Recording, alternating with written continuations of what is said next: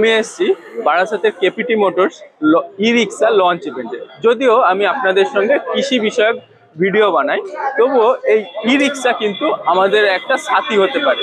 কারণ আজকালকার দিনে আমাদের যে ফসল সেটাকে বাজারজাত করতে একটা গাড়ির প্রয়োজন হয়, আর এই ই রিক্সা আমাদের কিন্তু দারুণ সুবিধা দেবে। কারণ এই ই রিক্সার মধ্যে আছে ইন্ডিপেন্ডেন্ট সাসপেনশন সিস্টেম, যেটা মাঠের রাস্তায় একদম স্মুথ চলবে।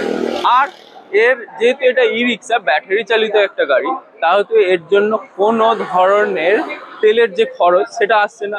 আপনি সারাদিনে একবার চার্জ করুন, আর সারাদিন আপনার যে কৃষিকাজে যে যাতায়াত বা বাজার যেতে যা সারাদিনের কাজ, সমস্ত কাজই এর মাধ্যমে করতে পারবেন।